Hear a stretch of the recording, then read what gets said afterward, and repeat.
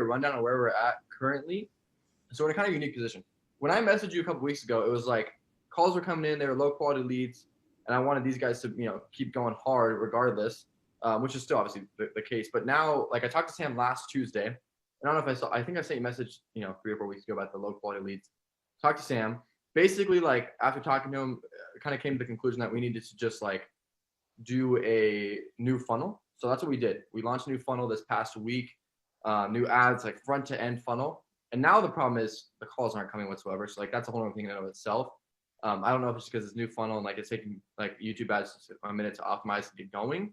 But regardless, I'm still doing whatever I can. I want to close the day and call to people. So we literally have like 2 bookings in. And I got to start session myself this morning.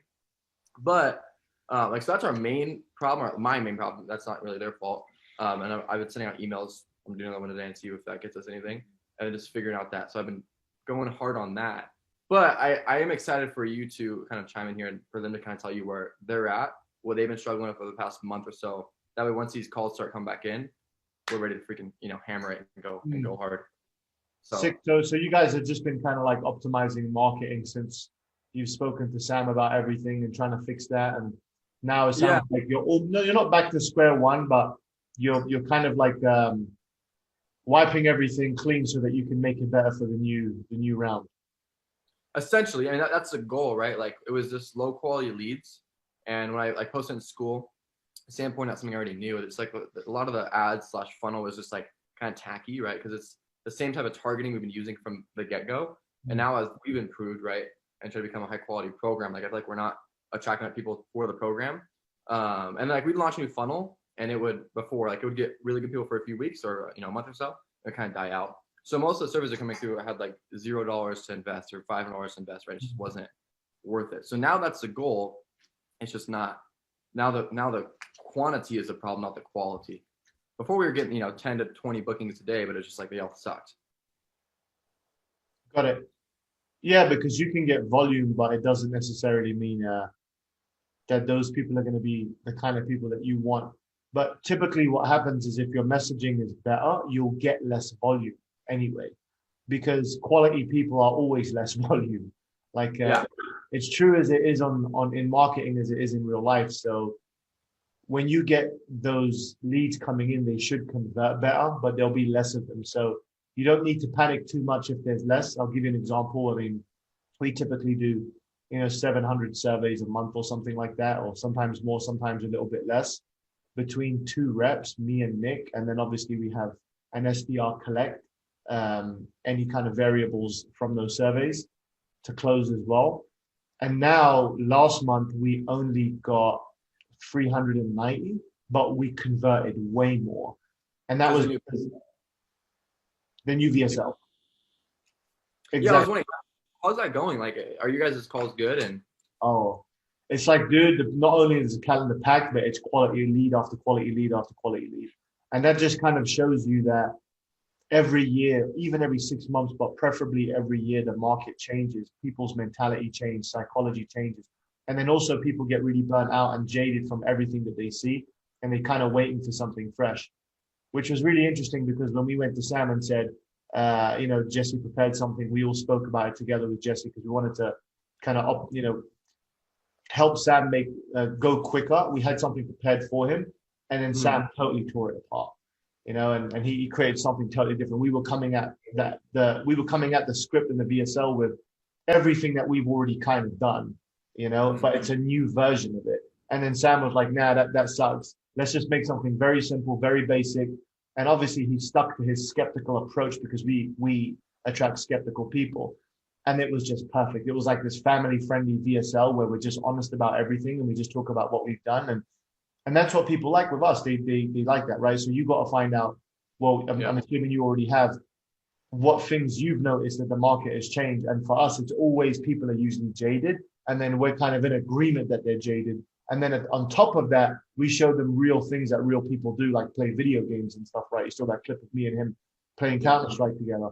And that's a real thing. And that really piqued people's interest. So that's what you want to keep. You want to keep marketing fresh all the time and really observe and work with the sales guys too, because they'll tell you what people are saying most of the time. I mean, when we spoke to Sam, he was asking us questions. What do you hear on the phone? What do people like? What do people not like? And that's how we compiled the VSL. It was really an observation of what's happening on the calls. Yeah, for sure. And our approach was pretty much ground zero because we're looking at like rebranding our entire like company, right? Because we've never like I told you, we like picked our program name based on you guys before we even bought Up Level. And like I obviously don't like that, but now it's like everything's built around that. But that's like been our like company name is like Up Level, which is, you know, whatever. But so we for a long time we've been thinking like, okay, when are we gonna rebrand or when are we gonna actually start building a brand like you guys did with consult.com? So we came up with a name and everything, and now it's kind of been our like switch over as we're trying to slowly start switching over to that and doing new interviews with that name and get everything switched over. So that's been our goal. And then with that, when I was doing research, like what do the website look like, all of that, I was looking at a lot of, you know, like startups, right? Looking outside of the internet marketing space, right? To get that feel and kind of etch yourself in that way of being more of a reputable company, hopefully, right? And then building, you know, up in that realm. As well as we're also trying to move away from like the e-commerce drop shipping marketing, right? Because right now it's like, hey, don't drop ship, do this, right? Type thing. Do this form of e-commerce, which is just super saturated. And we teach people like POD, right? And clothing businesses anyways. And we have the upsell that people are getting really good results with. So we ideally want to switch everything over anyways to like, you're struggling to grow your clothing business. Here's how we do it. The problem we're running into is on YouTube, at least, the traffic is minimal, right? Like minimal. Like, you know, we're struggling to spend a few $100 a day on it. I could probably get like $500 a day, and then we're gonna have to start going broader with it, which is not the goal. So I got to kind of start working through that too.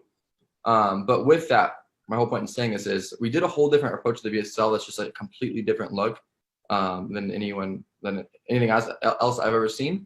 So I just don't have enough data either to back it up because the cost per lead is like ridiculously higher. And I think it might just be the ads. We started filming ads and now CPL is going down again. So we're just getting all that figured out. So I guess we can start with them. Like, what should they be doing if you were them, right? If you were in our company right now, what would you be doing? I would be mining the database, probably. Okay. That would be the first thing I would do. I would mine the database, but that also depends on how much opportunity you have for them. If there's not that much opportunity, then they really are relying on you because your specific type of offer is a business opportunity offer. Somewhat, but it sounds like you're moving into business coaching. Yeah. So if you're moving into business coaching, then that's way better for both of them because they can mine organically. And if I was them, what I would do is I would make a list of everyone that would be a new avatar for the new offer. And I would list, okay, so we're going to be working with clothing people, we're going to be working with product designers, maybe product creators, whoever it might be. And then I would make a list of either one or two things. One, where do these people hang out? Or two, who do these people listen to? Okay. If you can find out where they hang out, you can go in that kind of group or that scene or that network, mix and integrate, and then start positioning yourself. And that takes like up to 6 months to 12 months to get any traction. But when you do get traction, it can explode in terms of revenue and growth, right? Everybody will start coming to you, people will start talking about you, etc.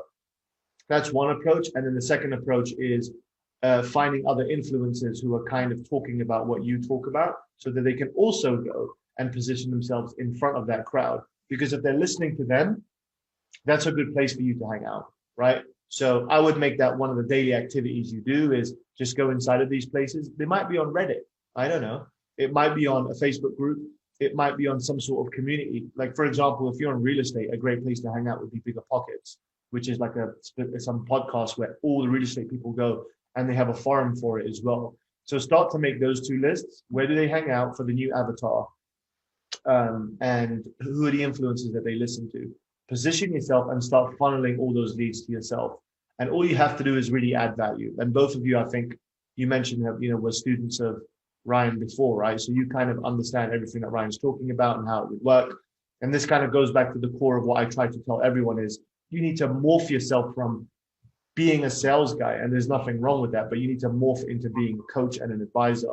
As soon as you do that, it's a different ball game. Because people start buying from you. You no longer sell to them, they just buy from you. And that's the kind of atmosphere that you want. And it's okay to be a sales guy sometimes because you have to, because some people do need to be sold to. You do need to take somebody through a predictable process, but move into that advisor role. And one of the ways you do that right now is to start hanging around these places. And that also depends on how much opportunity you get. I don't do that as much because I don't need to. I've got Jesse on my team. We've built a brand for the past 9 years, and we're all working synergistically to get these things done. But at the same time, every now and again, I will publish a piece of content or whatever it might be, or somebody will talk about me. I've got a very big referral network, and that will come to me. But in the early stages that you guys are in, it's even more important that you start kind of spreading your name and your brand around everywhere. So everybody starts thinking of you when they think of XYZ. And then obviously the basic one is a database. That's number 3. But that again depends on, how much data you have. If you have a significant amount, go on. You mean as far as like going into close? Yeah, going into close.io and like how many numbers you would have. And I mean, that's the basic thing. You guys should be doing like 25 outbound dials a day on top of your inbound. If you don't have any inbound, it would be more. If you have like a 50,000 phone list, which I'm not sure that you have right now, but if you had that, you'd be making 100 dials a day. And you'd be trying to set at least 5 to 10 qualified appointments from that list. More if you can, but that also depends because it's your old marketing, right? And your old marketing reflects old leads, which reflects old mentalities, which means a lower yield for what you might be trying to accomplish now. So there's so many variables there to consider. But go on. Yeah, so with the low quantity right now, I just want to make sure like they obviously have something, right? Like that they can start chewing on and continue to bring cash in for themselves. So like even on just the job form survey, so as far as those numbers, we have more, but just on that, so that's just in the past couple months, there's about 2,400 different numbers in there. Oh, that's nice. That's nice. Yeah, so that's definitely like 25 to 50 dials a day each, and try to book like 5 appointments from that. Yo, what is that? Can you close my door, please? Can you close that door? Yeah, you guys just chill over there for a minute, yeah? Order that shawarma, bro. I'm starving. 1 or 2? Just 1, bro. Keep it conservative. Hungry as hell. So yeah, man, just 25 to 50 dials a day. And that's real sales stuff, guys. So you guys have to know how to qualify, how to break down somebody's resistance when you've outbound called them. Totally understand you're busy. Just give me 60 seconds. I promise I won't waste your time. Do you remember you did this? Yes, I do. And then just take them through that. We've got all the scripts in the Quantum folder, every single script you can think of. Somebody offered, you saw that. You guys have been practicing that? Like, what's the situation right now with that? They have access to close. Well, you guys, what have you guys been doing as far as going to close? I would say with close, I don't usually get a lot of responses. Unless they answer right away, I'll leave a voicemail and I'll text, but I usually don't even get responses. I did the same. And then when it was like slowing down, I also went back to like a few months before to like some of my people who weren't like wins and they just weren't like sold on it. And I kind of like retexted them and asked if they wanted to hop on a call again. And a couple answered. And they were still like sort of in the same place where I don't know why they didn't want to pull the trigger. You gotta get creative with follow-up. So you don't want to call people and say, do you want to talk again? You want to call people and say, I have something really crazy to show you. I have to get on a call. And this is really like guerrilla type of stuff. You got to be like, I got some guy in your situation, dude. He just did this. I have to show you exactly how he did it. When's a good time to talk?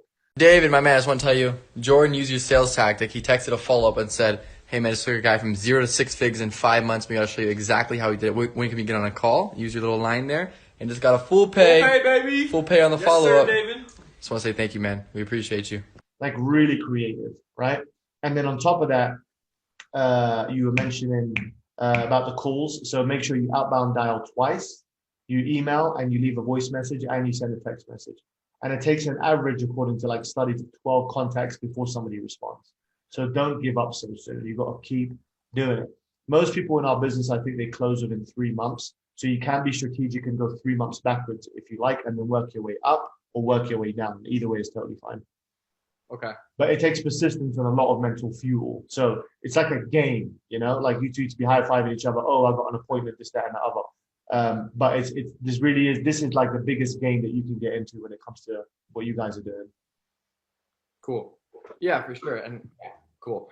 And then as far as another thing to mention that my hope is to move them into it is we also, with building a new brand, I would love to make our cold offer our $5,000 offer, right? Like how you guys have it now. And then just have our 2K offer same way on the back burner. They can sell if they need to, if someone's a bad lead and like they got to the end of the call, whatever, or refer a friend like we would have going and that type of thing. And then they'll feel to upsell more. That would be the main goal. And we started that, got one cold sale on that so far. Like we had 2 VSLs I'm trying to make work, which wasn't the initial plan. We did one at first. We were running the one, it was working. So I was like, okay, let's start transitioning. I'll try this one, test this out. And Hayden and me will just be taking calls. And then, once it starts working, we'll put them on it, right? And then there's other ones that are not working, like the lead quality is going down. So, all right, let's fix this. Now I have 2 they're trying to make work. So I'm still trying to decide what I need to do with that. I probably need to talk to Sam. But we got 1 sale on that, 5K. And then I've made a few other offers since then.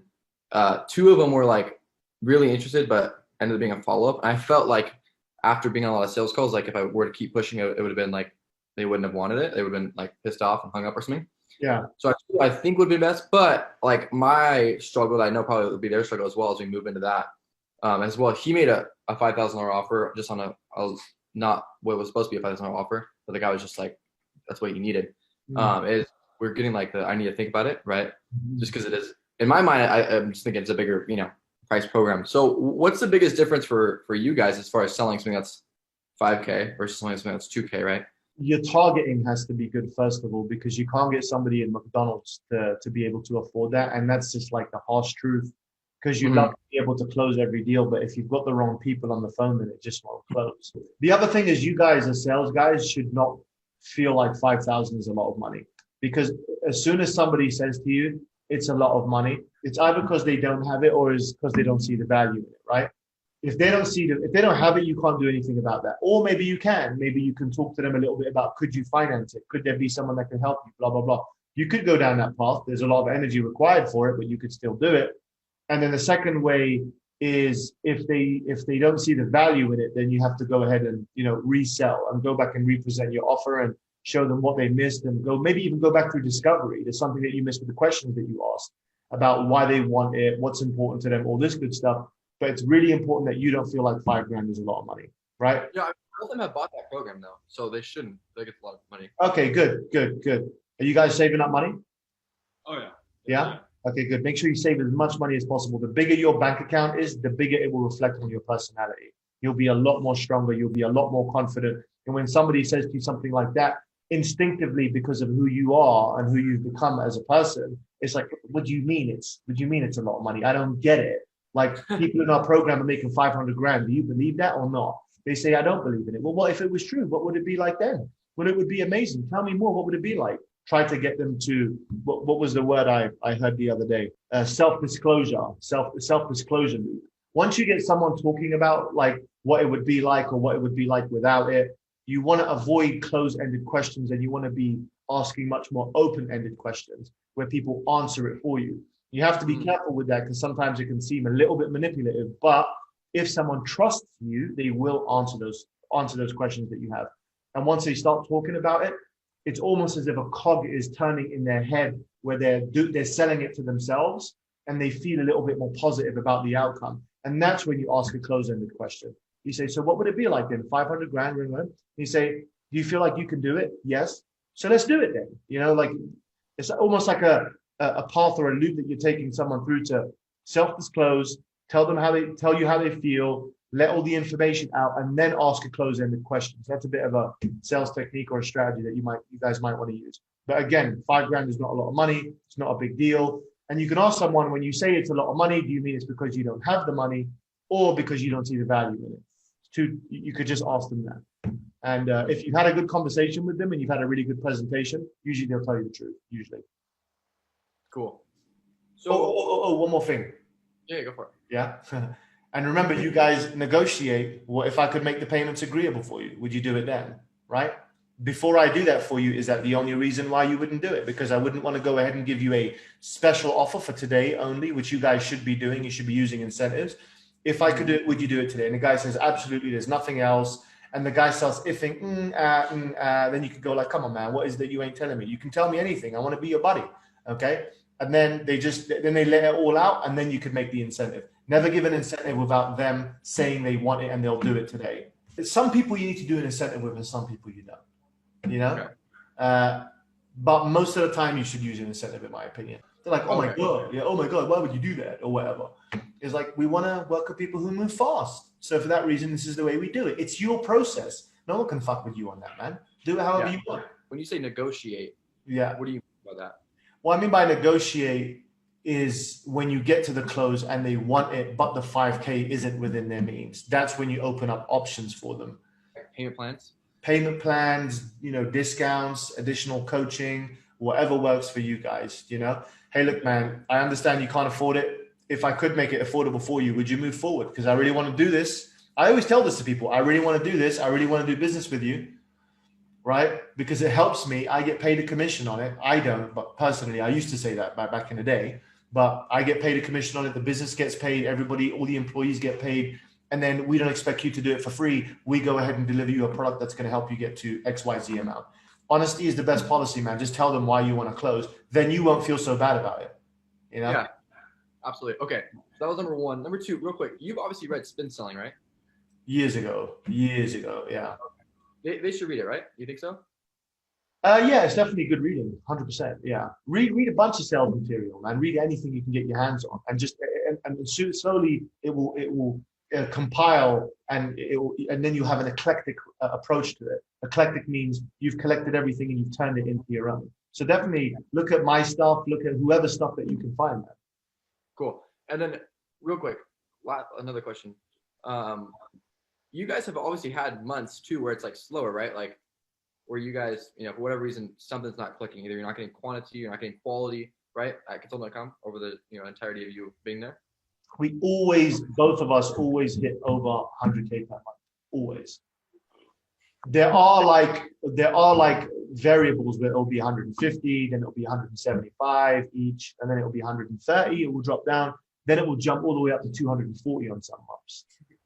But the most important thing is we know why it's happening. That's the most important thing. If you don't know why it's happening, you move into a place of emotion and you're fucking screwed.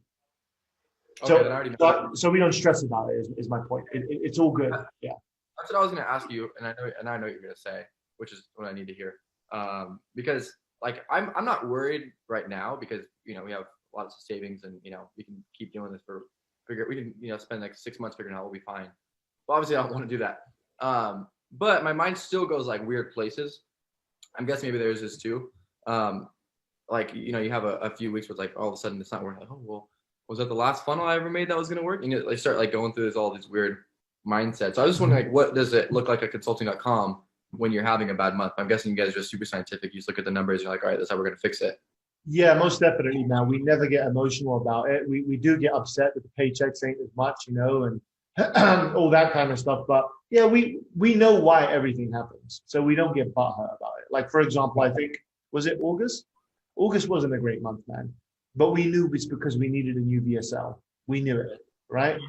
And as soon as we pushed the VSL, it all went back up again. And so, yeah, we don't get upset, and you always want to do better, always. Yeah. So it is good to feel something. I'm not saying emotions are totally bad, but if you feel something out of the scope of a logical reason, like I feel bad because I'm not doing well this month because I'm being lazy. It's different to I'm not doing well this month. That sucks. We need to get more leads in the door and more surveys, right? If it's hurting you because of you, then you need to be honest with yourself about that. So kind of weigh it all up in your mind. Then one more time, if it's hurting you because of what? Yourself. Oh, okay. Because of yourself. If it's hurting you because of yourself. Yeah. If you didn't perform and the reason was outside of it was because of you, then that is something you probably should get emotional about in a way, because that puts you back on track. But if it's not because of that, then don't get emotional. Yeah, for sure. What's your like kind of mindset on, I've been thinking about this a lot, on like goal setting? Because me personally, I feel like when I set a goal, I was talking about this with Quasi, when I set a goal, I feel like I do worse, where I like start freaking out, like, oh, am I going to hit it? Like I start going crazy and like, is me sending, and it's just like this whole downward spiral of my own thoughts. And like for instance, September, we hit our biggest month in cash, which was like a little over, I think it was like almost 73K in cash. Which is like when we got a quant, I think we were like 60 or so, 65 maybe. It's like a little bit of a bump. And like that month, I didn't even set a goal. I was like, I'm just going to focus on doing what I want to do this month and, growing the business and just let whatever happen. And then so how do you guys do goals? Because I know you guys are just, Sam said like every month you're trying to do $1 million cash, $500,000 profit. So what's your guys' process like, and how do you think about that? That's like the main goal, like exactly what Sam says. We don't always reach that, okay? But what we do is we aim and we try to put all the systems in place to make that happen. So that's like the goal from a company level, and then there's also personal goals as well. So you got to have both, You know, like maybe your move right now is part of a goal. I think that's a really good goal to have. Changing your environment is moving. Yeah. Let me just move this here. It should be a little bit better. 1 second. Yeah, for sure. So for you, do you have a goal that you keep every month? Like, okay, every month I want to do 200K, or like, do you have the same goal every month? You change it every month? I don't have monthly goals. I'll be honest with you, man. I have yearly goals because I know there's variables to every month. So if I tried to say this month I'd have to do this, well, it's almost like within the scope of like tangible, objective reality, you can't achieve that. Some things happen with time. So I look at quarterly goals and I look at year-long goals. So you guys should definitely have that as individuals as well, you know? For sure. Yeah, I think my problem is I put too short of like a month goal on it. The month is like, short as fuck, man. It's if you look at Sam, he does like 10-year goals, 5-year goals. That's why everyone's looking at school right now and they're like, well, what's this all about? You do not see what Sam sees. Sam sees something that's going to be incredible. I know that's what I'm saying too. Like I keep asking myself questions like, how's he gonna, you know, like I was talking about a little bit, and I'm like, well, I know Sam, if he's gonna dump $10 million of his own money, whatever he put into it, like I know he has some type of plan, right? That's gonna go crazy. So yeah, he makes these decisions for like very well planned out. Even an accelerator, if you remember, man, he has like the yearly goal planner thing, you know. So I mean that thing is going to be huge once it blows up. It's all part of a incremental plan, you know. For sure, dude. And yeah, I mean I love talking to Sam. Like he's just, the way he thinks is just crazy. Out of curiosity, this call's going a little different than I expected to. But out of curiosity, so you guys probably brought him the new idea for the VSL in August, and he always talks about how he sits on stuff for a long time, and he was kind of telling about, you know, about that with the new VSL. Did he like sit on that and like decide if he like, do I need to do this? How's it gonna look? Like, how did that process look like? Yeah, he did, man. It's probably best to ask him, but from what I know, he sat on it for like 2 months. Okay. You know, just thinking about it very carefully and very deeply, and just and also it really depends on your personality type, because he's very introverted. So for him, going out on his own and being alone, it really works out for him to process information. For me, I get sparks when I'm with people, you know, we have these kinds of conversations. So you have to take into account who you are as a person in order to get to where you want to go. Okay, cool. Yeah, I like it. Yeah, do you guys have any questions for him? Anything specific or? Not really, just what you're saying about like the emotional thing. Like I get tied up on that. Like my best month, I think, was August, and it's when I didn't have school and I didn't have a job. So it was like the first month I was like fully like just focusing on my business and then sales calls. So that was my best month. I had like a 78% closing rate or something like that. Like it was like going super well. And then September and October when school started up, and then I helped build my parents an e-com store. And I took on like way too much. And I just started like freaking out and stressing out. And I feel like that definitely put a toll on my calls. A good exercise. First of all, we need to get you on the tracker, man. Okay. I started, which I want to talk about before we'll talk about that. But that's number one. We need to get acclimated to why you did well in August. Once you know why, and we look at and analyze the data, we can keep doing the same thing again. And you will take yourself out of that emotional place, right? The other thing is both of you should look at your commissions, okay, and the money that you make, and divide it up by how many days you work and how many hours you work. And that will give you a return on how much you make per hour, right? Once you know how much you make per hour, you are going to treat everything very differently in your life. When a girl wants your time, all right? When your parents want your time, even your parents, when your buddies want your time, now you're going to start to know, actually, every hour is costing me X amount. When you do this practice, you look at everything a lot differently. Okay, so if I go out and start this new business project, it's not going to yield me anything. Actually, I'm losing X amount of ghost cash. You don't see the money come in or come out, but the time it takes to do, and then all of a sudden you're going to start to evaluate things a lot differently. You know? That's fire. That's so cool. I like that. Super sick. Decide on what you want, man. You got to decide on what you want, you know, like, and you don't have to go to school. Maybe you want to go to school. Oh, dude, I've had to talk with my parents so many times. You have no idea. But most people go high school and they get diplomas because the idea is that they move into a job that eventually goes to 6 figures. I mean, you guys could do that now. Yeah, that's what my parents keep saying. They're like, you know, you get your associates, and I saw them like, well, what do I need the associates for? They're like, well, if you want to go to school and get a job. I'm like, that's not what I want to do though. Like, I would say look at the possibility of dropping it now and continuing later. If you can do that, that's definitely an option for you. You can do it later, man. And by the time, He kept comparing me to E-Man because I was like 17 at the time. He's like, yeah, just drop out of high school while you're at it, and then you can say you're a 17-year-old high school dropout. Have you seen E-Man's ad, David? Like the original one? He's like, so I'm a 17-year-old high school dropout. E-Man Gadzi. That was like what made him famous. I haven't seen the ad, but I speak to him sometimes, and I do some of these calls with him. And he's a child prodigy, man. I know he started at 17 or something too. Yeah, he's crazy, man. Yeah. He's a cool guy. But yeah, for sure. And do you have any questions or anything? Nothing specific. I'm just on the same kind of page as Mason with like school versus working, stuff like that. If you two are both doing all of that, then just make sure everything is as structured as possible, which means there's going to be a lot of sacrifices. You won't be able to go out with the buddies every week. It would be like once every 2 weeks. And then everything else is dedicated to school studies and work and, your career. So a little bit of everything. So structure is really important.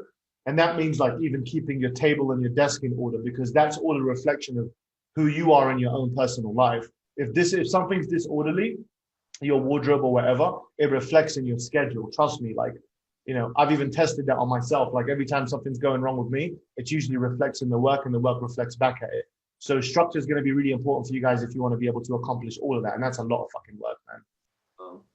Another interesting thing as well is like they're obviously both using our program currently, right? And they have their own e-commerce businesses, right? Which I think helps them on the phone, right? Because like, oh yeah, I use this, right? Like we pay these guys, like they both bought both of our programs, so they're invested as much as possible.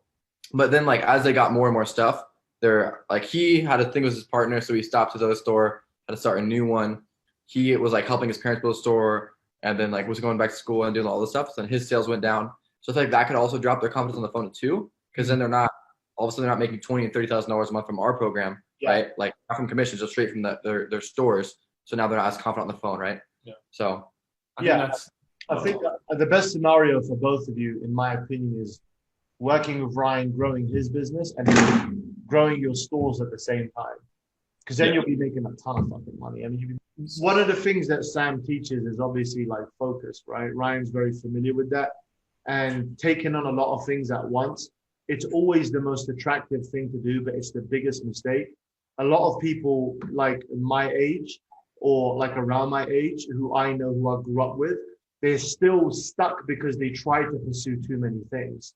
And now they're still trying to get onto the one thing. So staying in your lane is so fucking important, man. You just keep doing the one thing and growing at it and growing and becoming better at it. Eventually it becomes something like a beast on its own. So, and it's that patience thing. It's knowing that it's going to pay off. Once we get quantity and quality of calls coming in, then maybe we can start thinking about testing the price. But until the funnel's working, I don't want to mess up another variable. Another thing, I don't know what your input is. I should probably also ask this to Sam. I just want to make sure like I'm not just getting distracted, right? Like I saw someone ask recently, like Sam in the school group, like, what do you think is the biggest thing that's loading Quantum members? And he just put getting distracted, right, in the comments. I was like, well, I don't want to, like get shiny objects. I'm like, oh, well, maybe we should do, make our core offer the 5K, and then maybe we should try this new funnel. Maybe we should switch up the marketing to visitors and all this other stuff. So I don't know if you have any input on that, or if you kind of get that vibe from me at all right now. No, I don't get that vibe, man. Just be patient. Like, okay. Just be patience is the key, man. Like think about 3-5 years sort of thing. And that's going to change your whole perspective. That's my big thing. I feel so rushed to make a ton of money. And ask yourself, like, just some quality questions. Do you need it? Will it add that much value? If it does add value, how much? Let's say the 5K offer only brings you, 3 extra units a month with the setup that you have right now. Then it's not worth it, right? Because the time that you put in, you're actually losing money from the 15K or whatever that you make. But if you redirect that energy into a much better marketing effort for the 2.8 or the 2 or the 3.8, or you change the price on that and you make the marketing better, you would sell the same amount of units as you're doing now, but you'd make more money. So those are the kind of questions that you should be asking. Am I stretching myself too thin? And how can I do more with less? That's the consulting.com way. Heck yeah. Cool, man. I mean, I think we're good over here. Do you guys have any questions or anything? No, I have a question. I feel like I want to be like set up financially because I want to move here. If I can go online next year, like that'd be ideal for college. I want to move here like summer, fallish 2021, but I want to have like minimum, $50K cash in the bank and a new truck because I have like an old Jeep like a beater Jeep that I just don't be buying no toys, man. I've got a fucking Toyota 2017 Camry. It's the shittest looking car ever. It's boring. But I tell you what, if I sold it, I would sell it for the same price, and it was cheap, and the gasoline is cheap as fuck as well. It runs for a long time. Don't buy no trucks, man. I know I've had so many people like come to me and say like, buy this car, buy this, like just because like they've never been in that position. They like see like I'm doing decent, but I'm not like picky in cars like whatsoever. I just need something like 4-wheel and like decent because I like my big thing is the outdoors. So I need something that's gonna like hold my shit and like allow me to travel like into like certain areas. But like I want to just have that like a solid amount of money, a nice car, not like brand new obviously, but just like newer than what I have now because mine has like 200,000 miles on it. It's like beat up. But I was just wondering like what budgeting or like what kind of mindset do you have when you're buying stuff? Because I had the last time I spent a lot of money was like on a computer. It was like a new computer. It was like my first ever laptop I've ever bought, and that was in like June or like July, like super long ago. So I'm pretty good about spending. Yeah. I'm just like, if you got like any apps or like mindset things you go into when you're like looking to buy. 100%, bro. Like the money thing is the biggest thing. Like you guys need to be financial experts, to be honest with you. There's a few things that you should do.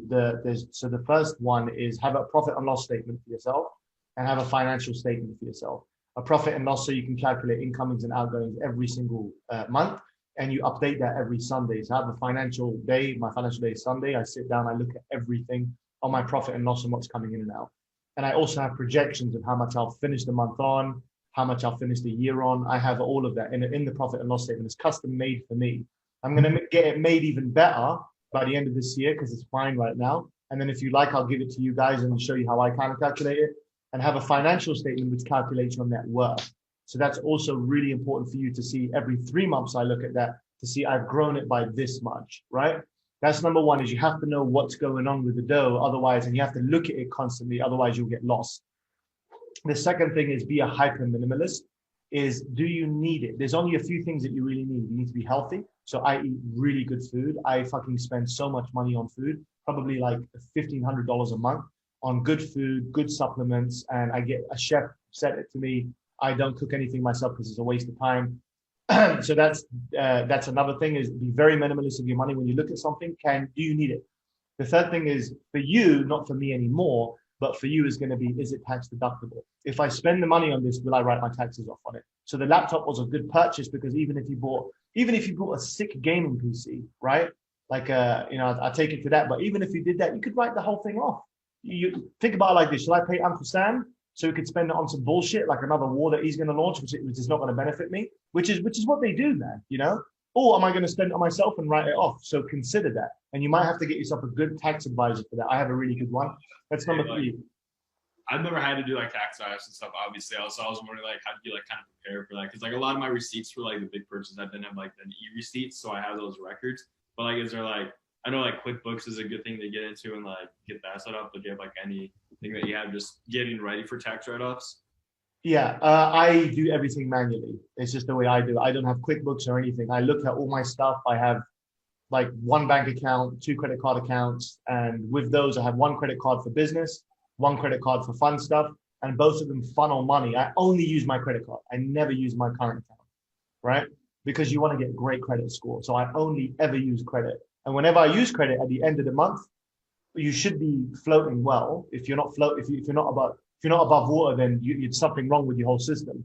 But I only use credit cards. That raises my credit. And then both of those credit cards take money out of my current account. And then I have a savings account, which is part of the same bank. And this is number 4, is 60% of everything I make goes straight into a savings account. I never touch it. Never. Okay. 40% is discretionary, but actually for you, you should probably do 60-40. So 60% discretionary and 40% saved. Reason being is because 30% of what you make, or 25%, is going to go to the IRS anyway, right? So have a 60-40 plan where every dollar, 40 cents is saved. And trust me, you're going to fucking love me when you're 30 years old. You're going to love me for giving you this advice. Biggest mistake I made is I didn't do that when I was young. And I lost so much money because of that. So have every dollar that comes in, do it like that. So that's pretty much it financially. Look at it all the time. Have your P&L and your financial statement. Is it tax deductible? Be hyper minimalist. And when you spend money, only spend it on yourself, that where it matters. Your health, your gym membership, your supplementation, your things that make your brain optimum and your body optimum as a person. That's really important. And number 4 was, what was it? Oh yeah, 40%, 60% rule. That. Yeah, you guys want to move into a state where you pay almost zero. Well, pay zero in state taxes. So you can go New Hampshire, or New Hampshire is like zero state taxes. Is really good. Really surprised they swung Democrat this election. I was like, what the fuck? That's like the live free or die state, but it's zero state, so that's pretty good. And then you've got Florida, Miami. You can go to where what's his name, Quasi. He's there right now, and he pays very low in state taxes. So federal income, unfortunately, you can't avoid it because we don't have a libertarian president. Maybe one day, but state taxes, do everything you can to avoid it. I moved all the way to the Middle East, and I pay zero. So that's the length I went to. Dang, that's nuts. Yeah. Every now and again, there's a bomb, but at least I saved my money. That's why I'm moving here, dude. It's like the state income tax is like 6% here, so it's a little bit, but compared to California, it's gonna be 16% soon. So it's like, way cheaper. Corporate tax is way less here. Insurance is way less here. Gas is way less here. So I'll be saving like 30% by default by moving here. So yeah, you guys just need to be patient. Just do that for like 5 years. Like go through that, and then when you've got like all of you have got $1 million in your account and you're balling, right? Then do whatever the fuck you want to do. Yeah, for sure. All right, David, I freaking love you, man. I love you too. Yeah. Dude, you guys, I don't even get it, bro. Like you guys, I seriously think the biggest advantage by paying you guys and being inside your guys' programs is just getting a standard set, bro, for customer support and making a good product. Like you guys just prove it day in, day out. You guys eat your own medicine, bro. Well, that's what we do, man. We learn everything and we just hand it over to you, man. But I'm glad it's going well for you, bro. Like I said, anytime you need me, you just reach out, and we'll do another call. I say by the end of the new year, maybe towards the end of December, and we'll look at all the data that you've got. Hopefully, we'll get you on the software quicker than that. I do want to know it's more visually appealing, and then I'll give you guys the sickest analysis. You guys will be able to fucking kill it after that. Heck yeah, man. Okay, bro. Guys, let's do it, baby. All right, man. See you later, guys. God bless, man. Reach out anytime. Yeah. See you, man. Bye.